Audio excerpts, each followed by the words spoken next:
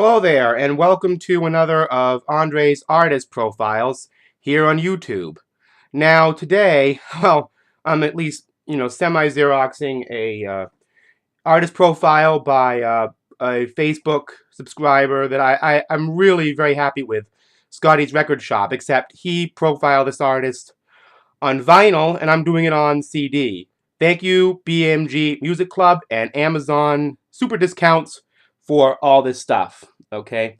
Anyway, today is the birthday of James Pankow, the trombonist and one of the original members of Chicago. One of my favorite bands, and the reason is that like Scotty at Scotty's Record Shop, is that they were so equally adept at jazz and rock and psychedelia and whatever it is, because they had virtuoso guitar player like Terry Kath, and they had wonderful horns, that they really were very distinctive in any style they played and were fantastic live. Now, I don't have any of their live albums, but anyway, this is what I've got. This is their first album. I guess they started out called The Big Thing, and they changed their name to Chicago Transit Authority. The the Chicago Transit Authority weren't too cool with that, so they abbreviated their name, of course. But this album has, of course, the hit "Does Anybody Really Know What Time It Is" by Robert Lamb. Great song, by the way. But it also has a song called "Free Form Guitar" with Terry Kath, and it's nothing like Chicago ever recorded.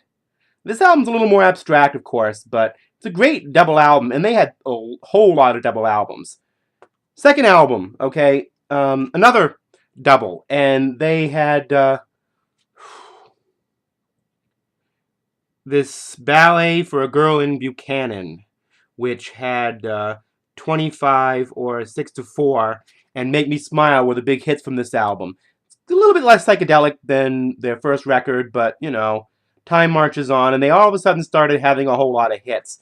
But it's still a great album. This is in a digipack. I always wanted one of these albums in the digipack.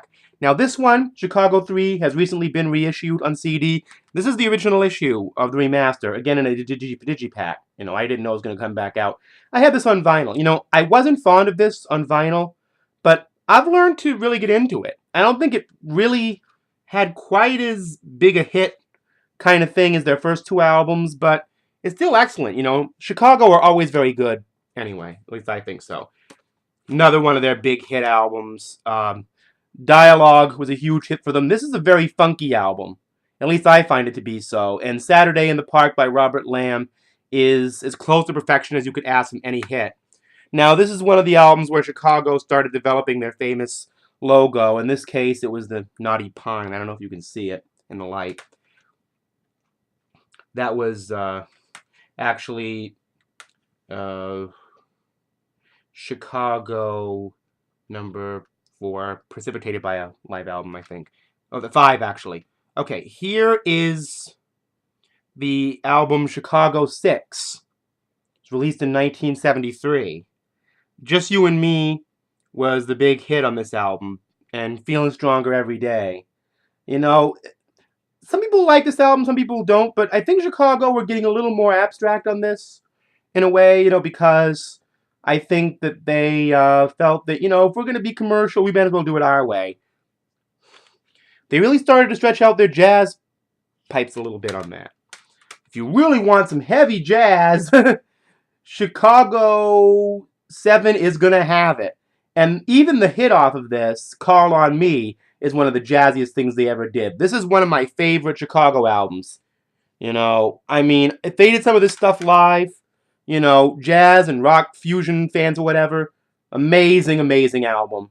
A testament to what you can put on the charts, if you really want to. Okay, here we are, Chicago 8. This has a hit called Old Days, which is a really great song, too, just outside of being a hit. And another song called Harry Truman, which I really love on this album. A little rockier, compared to the last one. But, Chicago are always so diverse. I've really learned to love this album. The Chocolate Album. The Chocolate Bar. I don't know if you can see it, but in the original album, it was a chocolate bar. They had their first #1, believe it or not, on this for Chicago, If You Leave Me Now. It's hard to believe they didn't have a #1 till their 9th album, Chicago 9, here in 1977. '76. Sorry. Weird, huh? And they also did another song called Another Rainy Day in New York City. Another really funky album. I love this. Another one of my favorite Chicago's. Now, I really love this one. Chicago 10 from 1977. Baby, What a Big Surprise is a great song, but Policeman and Take Me Up to Chicago, really nice, slick pop funk. You might call it soft rock, but this is a fantastic album. Unfortunately, there was either, I don't know if it was an accident or a drug-related accident or whatever. Terry Kath shot himself accidentally shortly after this album was completed. So they lost their guitarist. But they gained new ground with an album of firsts to them. See that guy next to Lee Long, I think it's how it's pronounced? That's Donnie Dacus. He's the guy that succeeded Terry Kath, who, of course, you can't really replace on this album. First for them, they had their picture on the cover, and they had an actual album title. And Hot Streets is a fantastic song. Very much like something from Chicago 7. I mean, very jazzy. And they had another song on here called Show Me the Way. Not the Peter Frampton song, but, really amazing dynamics on this album. And the hit was called Alive Again, which was a nice arena rocker. And No Tell Lover was a very soulful ballad. I think this is one of their most underrated records. This originally came with a poster of all the members because you usually didn't see them on album covers.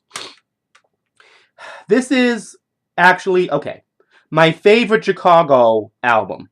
And the reason is because this is by far their funkiest. And, everybody says, oh, this album's terrible, the material's bad, and, they're gone disco. But, I mean, Street Player, that percussion part in the middle, that is full-on Latin jazz funk, ladies and gentlemen.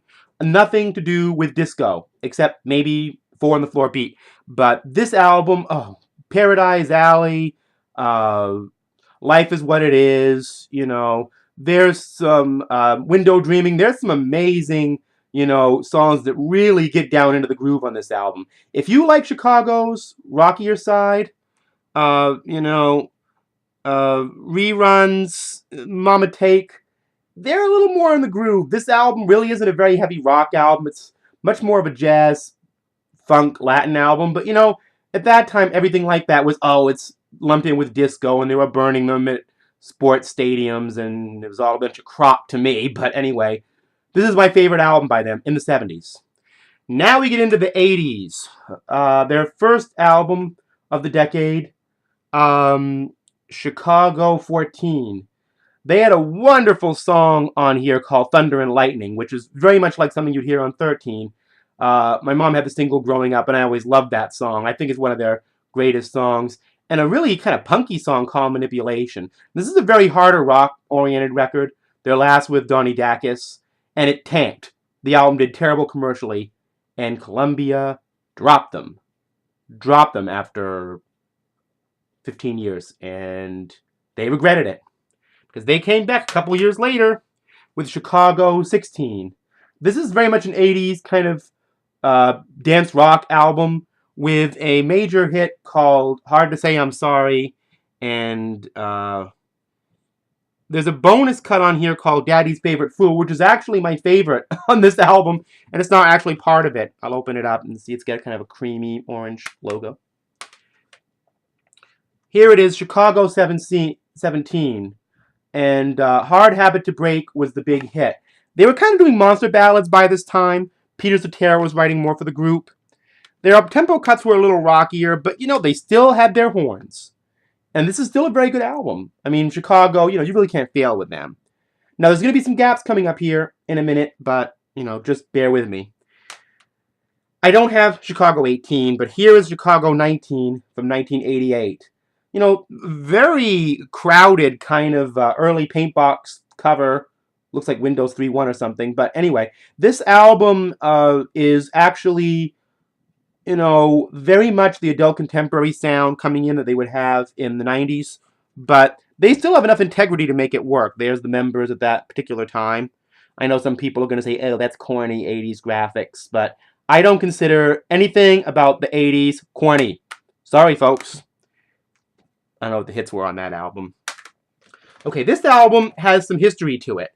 This was originally made in 1993 and was released in 2008 because Stone of Sisyphus was an album rejected by the record company at the time, and a return to their classic sound. And they had a really stomping jazzy funk song on here called Mahjong, which I really, really loved. And I wish they'd released this at the time because it might have brought their commercial fortunes back significantly. Well, anyway, there's my Chicago collection right there. They're a wonderful band, and I think a lot of people take them for granted. They've had such a diversified level of sound, and they've survived many trends that a lot of acts have been actually killed commercially by, and are still very much respected today, and probably, as we speak, recording new material. But there we are.